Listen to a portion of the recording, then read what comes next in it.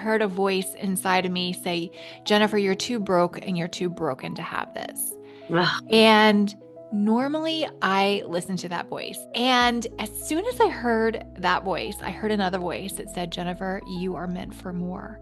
And I knew that was my soul speaking. And in that moment, I decided I was going to shift my identity and I was going to become worthy and wealthy Jennifer. I use nature as the core tool to help women build abundance because we know that through just a little bit of space, that we become more magnetic, our radiance shifts, our intuition is heightened, something shifts within us. And it's not just like, oh, I kind of feel a shift. Actually, something really biologically is shifting. When we look at nature and we're like, okay, let me align with the season that we're in, that is how you actually create sustainable abundance.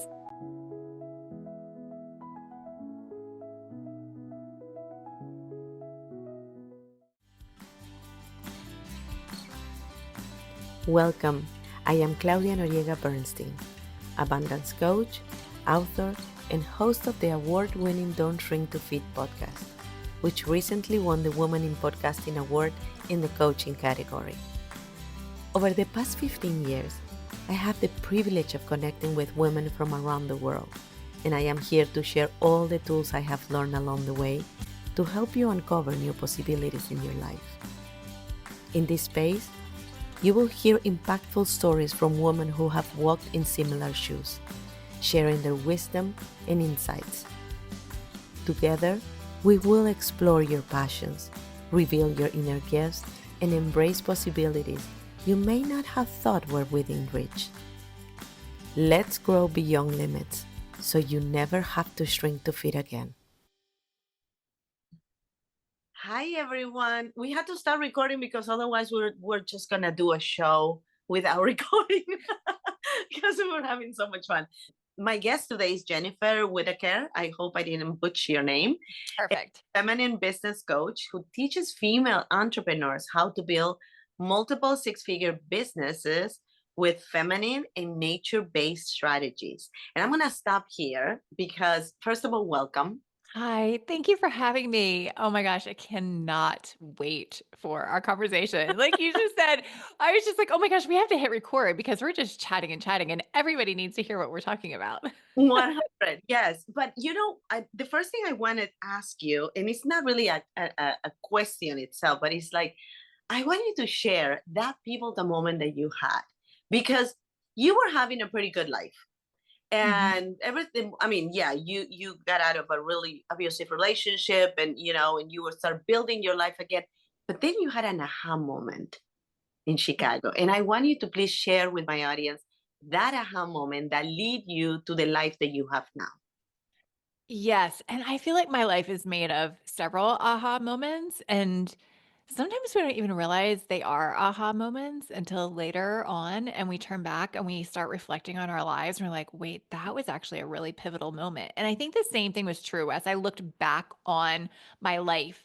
What was this little tiny moment driving down a tree-lined street in Chicago? I was driving my red Honda Civic, and I think the bumper was duct taped or tied onto the front of my car.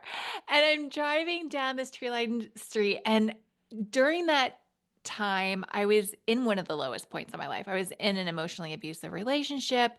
I was dodging collection calls. I had all this debt. Just things were in a really bad place. And I'm driving down this affluent neighborhood and I'm looking at the beautiful homes and I'm like, I want those homes. And people were coming home from work and pulling into their driveways and greeting their loved ones. And I'm like, I want this. I want the home. I want the beautiful life and the spouse and the family and all the things that I saw right in front of me. And as soon as I saw that, I heard a voice inside of me say, Jennifer, you're too broke and you're too broken to have this. Ugh. And normally I listen to that voice. That's the voice that got me into the abusive relationship. That's the voice that led me to extreme, debt and poverty. And as soon as I heard that voice, I heard another voice that said, Jennifer, you are meant for more. And I knew that was my soul speaking. And I decided in that moment, I could either identify with the broken Jennifer or the you are meant for more Jennifer. And in that moment, I decided I was going to shift my identity and I was going to become worthy and wealthy Jennifer. And every decision going forward had to match that identity. Now, was it easy? It was not easy. I had to work on my self worth. I had to get out of the relationship. I had to repair all of my family and friendships that, though those relationships were, um, in a really bad spot because of the relationship that I had been in with this other person. And so I had a lot of repair internally and externally to do. But as I started to do that, and started to follow my worthy and wealthy version of myself, I remembered that I had a passion for animals and I went back and got my master's degree. And in a very short period of time, my life did a complete 180 and I became one of the youngest philanthropy executives in my field.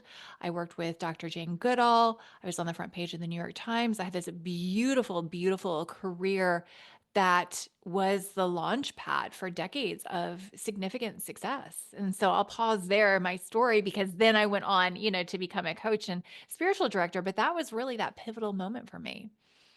And it's crazy how we allow those limiting beliefs to hold us back.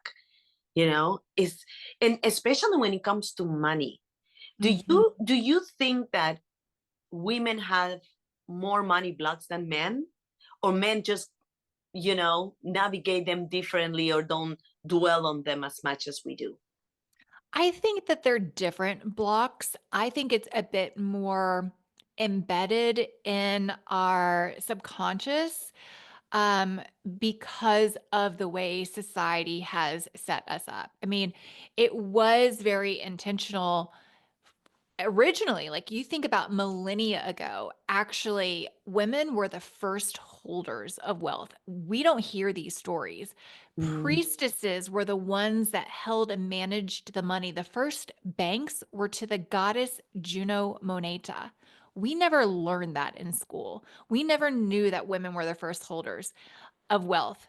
It was when the patriarchal structures became the predominant structures of our societies and women were stripped of those rights that we somewhere were taught and believed that we're bad with money, we're bad at math. We think that we have all of these blocks. Well, that's not the truth. The truth of who we are is that we are the embodiment of wealth. But there's been this decades and decades and centuries and millennia of us forgetting the truth. And I think that was very intentional because of the patriarchy.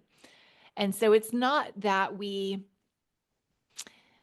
have real blocks, like that we truly are bad with money or that we truly are bad with math. It is, I think the block is more of a forgetting of who we are than anything else. We are forgetting the power that we have. We forget that we are the embodiment of wealth. At the core of the word abundance is the word abundo, which means to flow.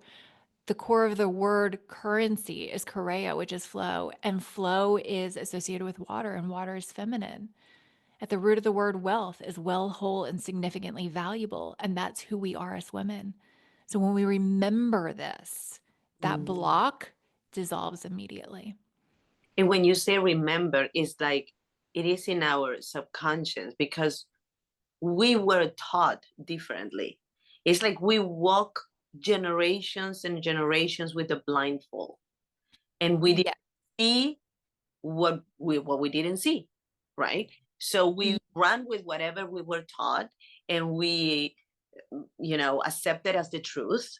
And we decide this is going to be my role in the family, this is going to be my role in society, this is going to be my role in the business, and that's that. And I should be happy with that, and I should feel acknowledged and fulfilled with that. But there are some of us, and I'm saying some of us because although I think every woman have it in their subconscious, but there is some of us that got curious, and start getting more curious and start digging in more and start listening to our body, like why this doesn't feel comfortable, what's missing. I have moments in my life that I had absolutely everything and I still feel that something was missing and I didn't know why. And I'm and then we start labeling ourselves like, oh my gosh, I'm being so ungrateful because look at the life I have. How can I not feel fulfilled and happy and accomplished? But is that intuition that you talk about and that feminine energy that is talking to us in our subconscious, telling us, hey, there is more, keep digging. Yes. Yes. We even hear this and know this now through science of epigenetics, which says that there's cellular memory Mm. of these women who came before us who were priestesses and held the money. That still lives in our DNA. And so, yes, there might be some subconscious healing of our limiting beliefs that we need to work through. But I think that there's something deeper. It's like when we can even it's important to focus on a healing, but I think it's even more important to focus on the remembering. And like you said, we remember in those moments of like, wait, something just doesn't feel right. Or we remember in the moments of me driving down a street and I'm like, wait, I actually am meant for more. Like we have these little subtle moments in just a crack of space when we're out in nature, when we sit still, when it's quiet, something stirs within us that makes us remember the truth. And it is inside our bodies. And we as women are so connected to our bodies. So Mm. it's so easy when we're busy to brush past those little nudges or those little feelings or clues. But I think if we can carve out just a few minutes in our day to feel that, it's guiding us to something that is so much more fulfilling, so much more truthful in that, yes, these are the breadcrumbs and the little stepping stones to a more abundant life. Yeah. I read something yesterday and I commented to my husband. Um, and it's something that I have read before many times, but I really never paused and thought about it. And it says, when you're the only one talking, you're not learning because you're not listening. And the second part was, if you're always thinking, you're not thinking at all. And I was like, wow, that is so true. Because we go, and we don't pause. And it's in Yep. those moments of pausing that we can really connect with our inner child that remembers those things that you're saying much better than us. Because when you're a kid, you're open to all this energy and all these memories from our ancestors that we probably don't even know they are memories from our ancestors. And, Right. like, I remember my daughter having an imaginary friend. It's like, why do you have an imaginary friend? Who's really whispering to you? Who's really talking to you? And I mean, I don't want to sound too woohoo. I am very woohoo sometimes, and I don't care. But that's what people want to label it as. That's not what it is. But when we pause and we really listen to ourselves and we listen to our intuition and we dig in deeper, as what I was saying before, that's when these revelations come. And that's where we really have the evidence that we need to make that next step. You Absolutely. agree? I so agree. And that is why I use nature as the core tool to help women build abundance because we know that through just a little bit of space that we become more magnetic. Our confidence shifts, our radiance shifts, our intuition is heightened. This isn't just mysticism. Like, I love mysticism. I'm a very mystical person, but I also, my background is in science. And that's why I love bringing science into this because those who are skeptical, you can look at the evidence that epigenetics does say that just a few minutes in nature, you're going to awaken this ancient wisdom with a few minutes sitting by a stream and actually does heighten your intuition so that you can clearly hear the next most easiest aligned step. This is so much simpler and easier than us trying to use mindset hacks or strategies. This is the feminine way to create abundance. It's so simple. Just stepping outside for a few minutes, something happens. Even again, back to science, you step on the grass, and within a millisecond, barefoot in the grass, your Mhm. body resets itself to its original frequency, which is the frequency of abundance. 1 millisecond. That is amazing. And intuitively, as women, we just kind of know we need to go out and refresh. If we're like feeling overwhelmed, we're like, oh my gosh, let me just go for a walk outside. Let me just step outside. Let me stop and look at this beautiful sunset. Something shifts within us. And it's not just like, oh, I kind of feel a shift. Actually, something really biologically is shifting as well. Hey guys, sorry to interrupt, but I have something really, really juicy for you. To celebrate the 5th anniversary of my book, Brighter Days, I have released an expanded edition with the 88 most life changing lessons for women that want to increase their confidence, resilience, and courage. The ones that help me heal, shift my mindset, and finally create the life I always dreamed of. I am pre-launching it today, and for limited time, the Kindle version is just 99 cents. And if you are one of the first 100 to pre-order your copy, you will get my upcoming workbook Unstuck, a guide to finding joy and purpose, coming this fall. So just send a screenshot of your purchase to brighterdaysbook@gmail.com to enter. Click the link in the description of the show and grab your copy now. Let's step into those brighter days together. And now, back to the show. Yeah, take your shoes off. Yes. My husband wanted to put fake grass everywhere in the house, and I have like a patch. No, it's not a patch, it's like a pretty good size in the side of the house. And I said, you can't touch that because I need to ground myself. Yes. So now that we have the puppies in the morning, I get up like 5:30 in the morning, 6 o'clock, because that's the only time I can be by myself with my thoughts. I can journal, I can connect with me. And so I grab the puppies and I take them to this little patch that is not even well taken care of, because I have a project to create a Zen garden. One day will happen, whatever. But I have that piece of land that has dirt and leaves, and I sit there with nature and connect with nature. And there is I always say there is mother nature. There is a reason why it's mother, because it's supposed to nurture you, it's supposed to love you, it's supposed to care for you and give you what you need. So Yeah. I love that. I love that you said that. And in this spiritual path that you are, how do you connect that with your self-worth? Can you explain that a little more? Yes, when I am out in nature, it feels like it strips the noise of the not good enough away from me. Like I just feel like I am myself. And Mhm. there are specific aspects of nature that do awaken our confidence. So as things get quieter, we can hear our truth.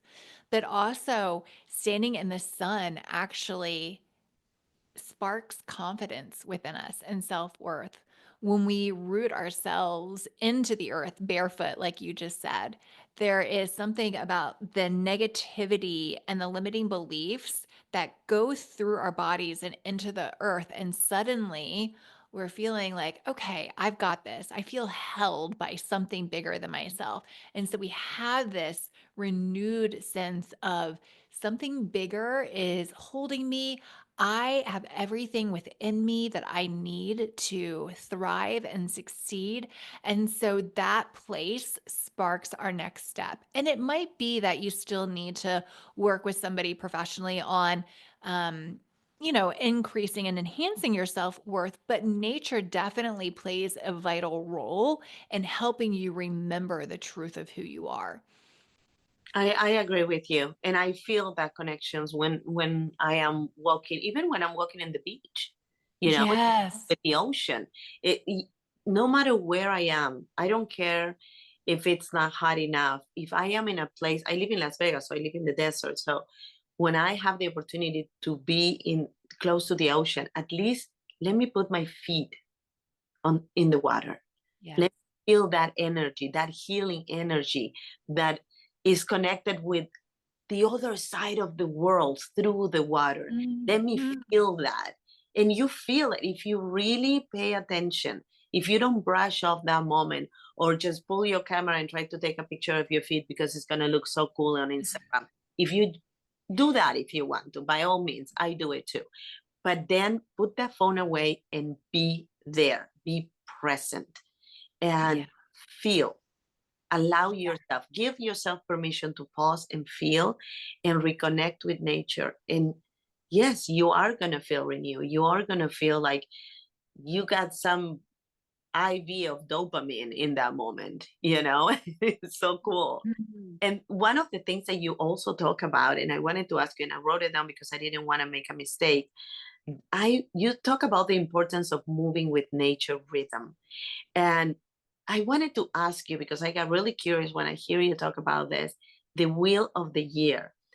Why I'm asking you this? Because when I hear you talking about that, and you're going to explain it much better than Mhm. me, but Mhm. I, for example, don't book anything on Mondays. My week doesn't start on Monday.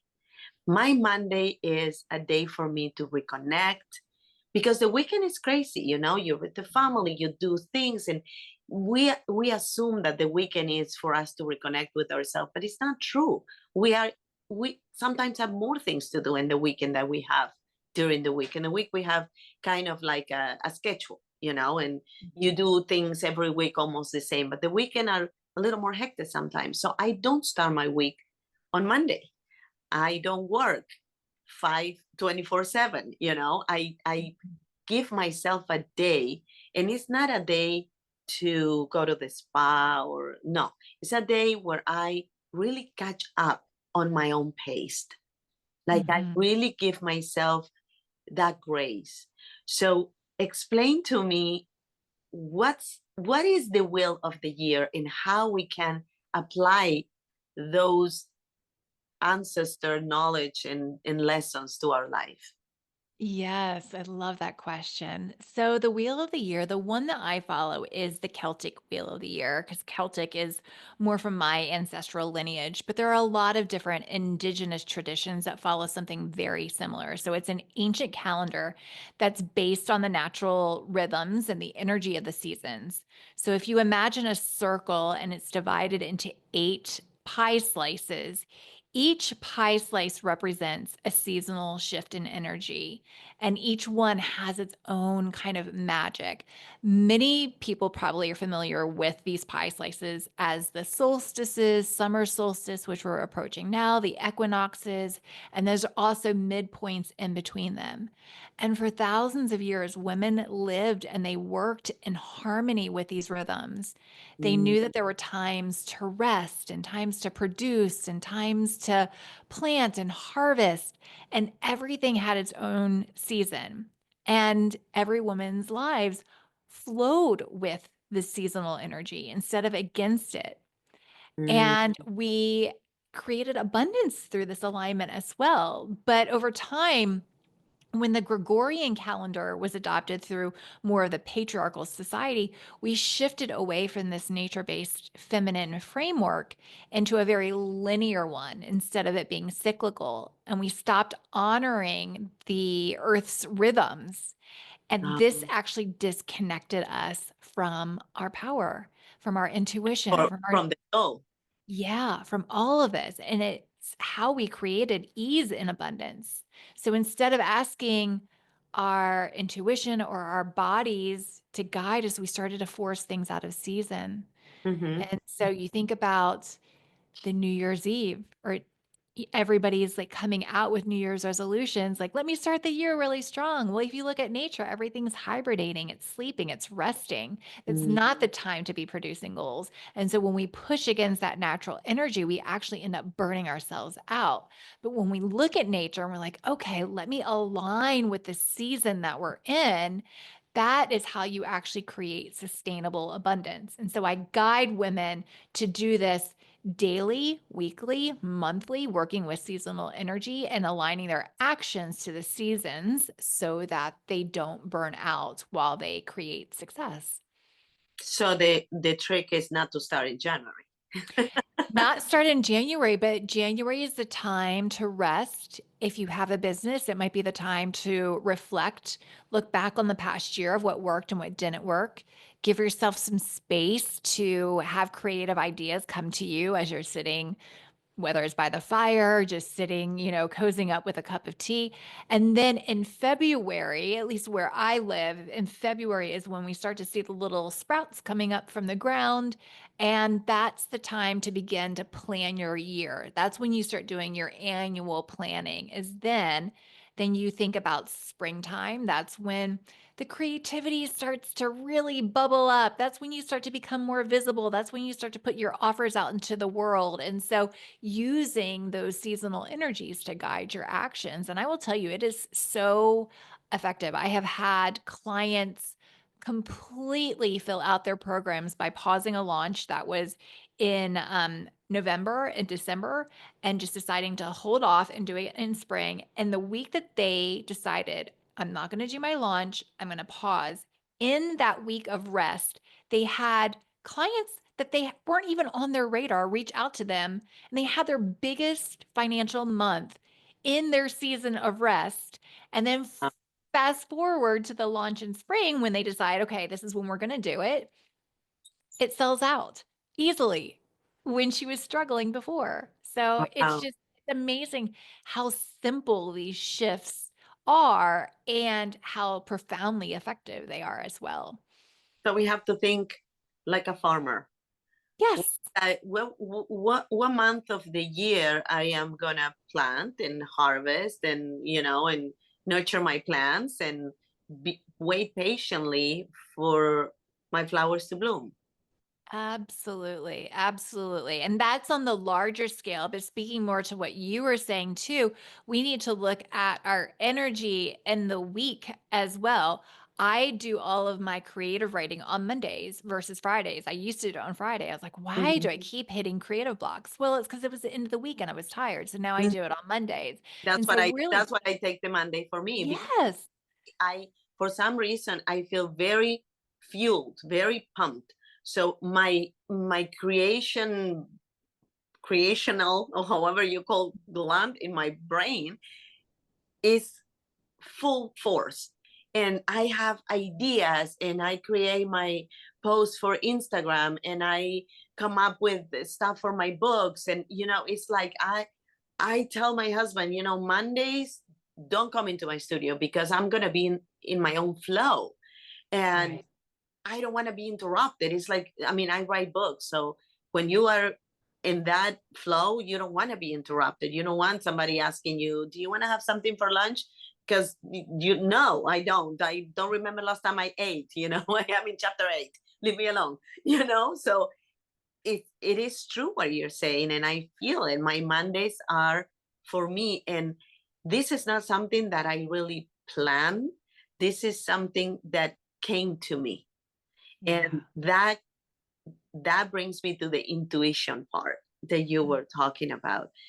We sometimes don't listen to our intuition, and the universe, God, nature, whatever you want to call it, keep on giving us hints, and we keep brushing it off because we know better and we Mm. have the answers, and this is what we want to do.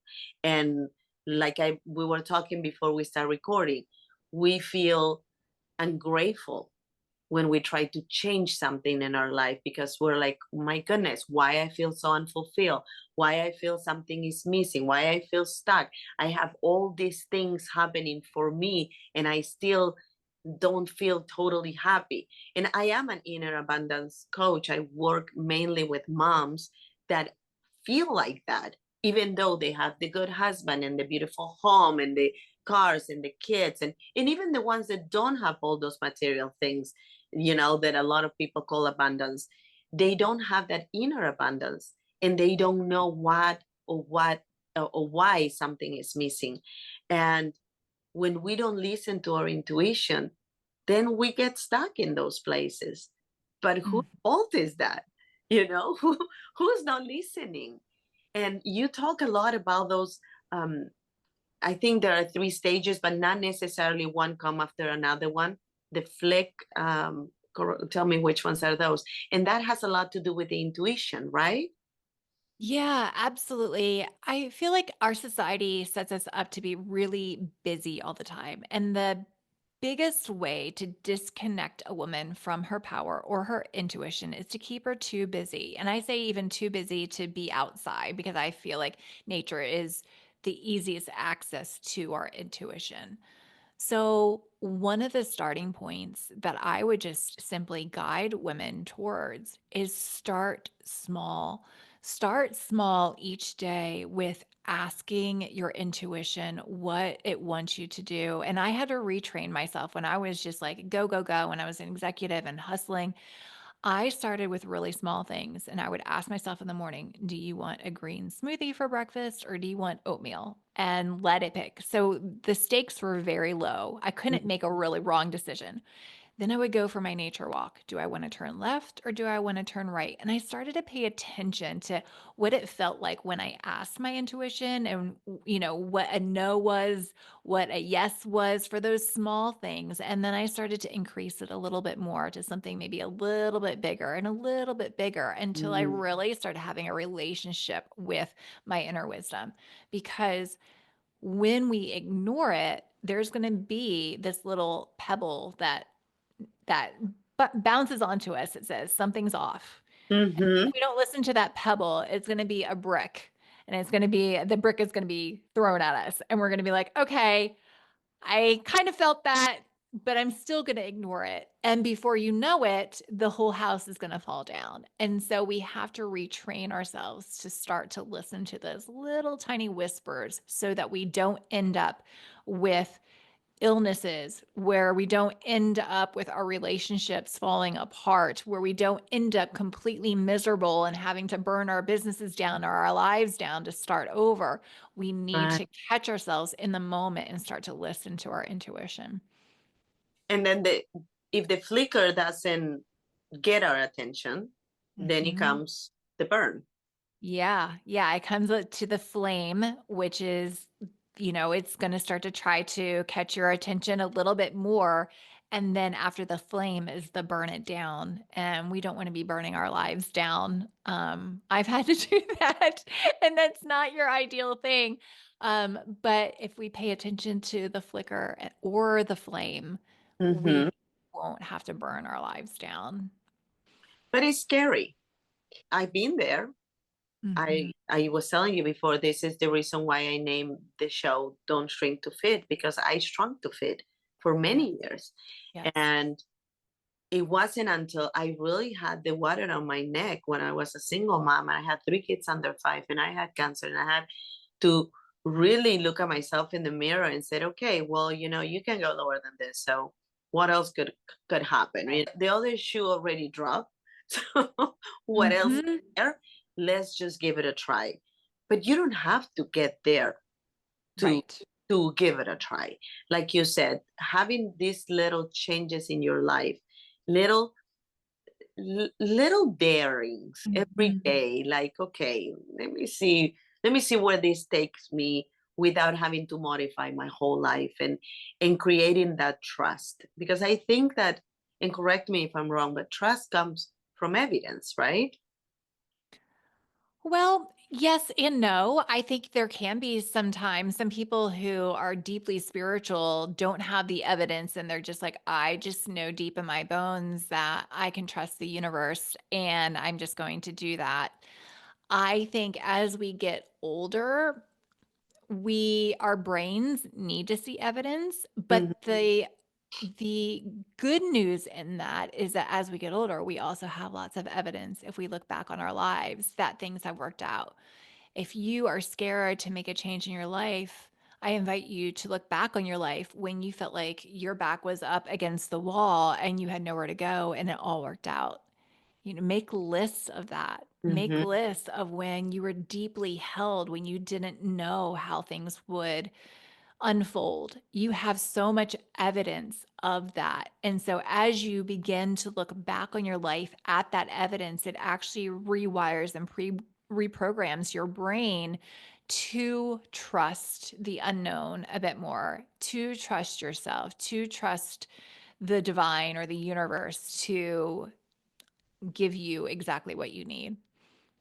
Yeah, I think sometimes we confuse being brave with being courageous. And courage is you're going to do it even though you're afraid. Yes.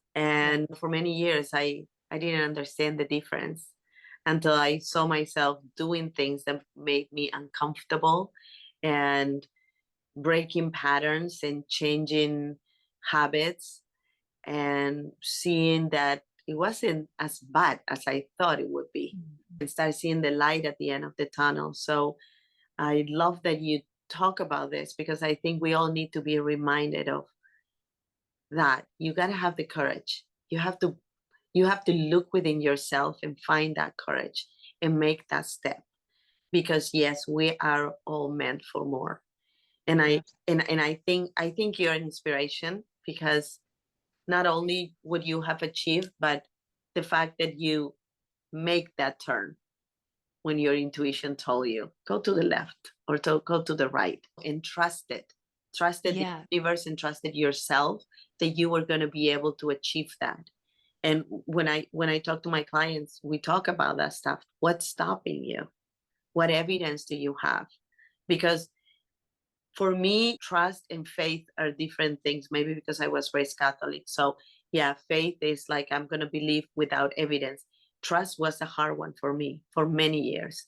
I Mhm. needed evidence. I needed to make sure that I wasn't going to get hurt again, or I wasn't going to be disappointed again, or I was not going to be not liked because we all want to be liked. We all want to be loved. We all Mhm. want to be successful. We all want all these juicy good things, but when you find that power within yourself, when you realize how valuable and worthy you are, then the external doesn't matter as much. And you're just happy doing what you're doing and you're happy with yourself. The rest is just the icing in the cake, I think. Yeah, yeah. And I think too, building off what you just said, is trust isn't that we won't experience disappointment or people rejecting us. I was teaching a group program recently and we were reflecting on the dark times because Mhm, it was an offering that was in the winter and we were talking about the dark. This mhm, is winter and things are darker. And what has come out of the dark? We want to avoid the dark. I mean, we're just so wired to like, let me avoid the dark. Let me find the easiest path so I don't have the challenge. And what the women came to realize, they said, oh my gosh, every good thing that has happened in my life has come from the dark.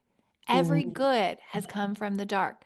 So even when we trust ourselves to move us through these spaces, it's not trusting ourselves to avoid the dark. It's trusting ourselves that there will be good that comes out of the dark. We trust ourselves to navigate ourselves through the dark. We trust ourselves knowing that we can handle whatever comes our way and that not just that, that it's not just going to be okay, that there's going to be more good than we can imagine that's going to come out of that.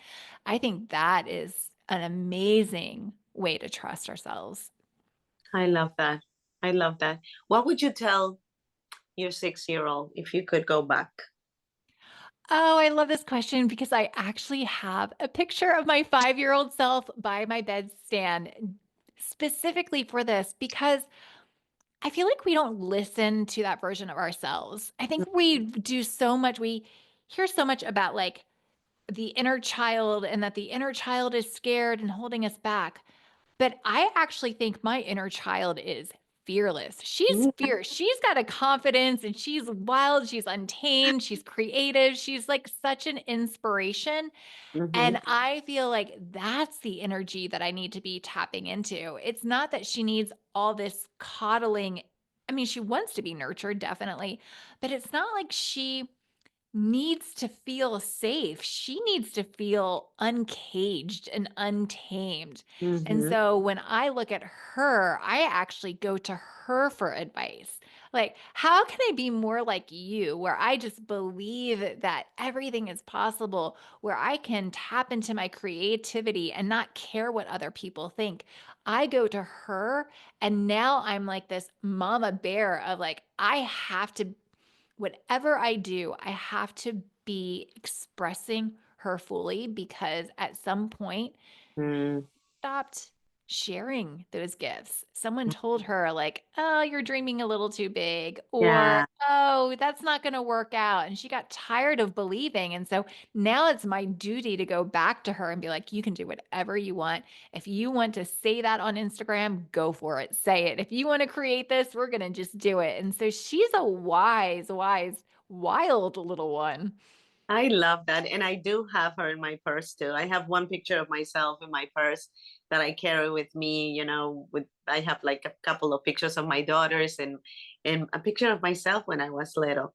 And I love what you said because it's so true. Our 6-year-old thought that in most cases that we are capable to do anything and everything is possible and the world is filled of possibilities. So tapping into that innocent, creative, brave little girl, it's a gift that we can give ourselves. Yeah. I love talking to you. You're such a delight. Is there anything you would like to add? I want every woman to just close with that light, that possibility is all within you. It really is. And if you're feeling overwhelmed, if you feel like you haven't been listening to your intuition, if you feel like there's something meant for more, just start small. Just take a few pauses. Honor your intuition, honor your inner voice, honor that little girl because she is guiding you to your most abundant life. I love that. Thank you so much, Jennifer, for being in the show. I really enjoy talking to you. I enjoyed it too. Thank you so much for having me.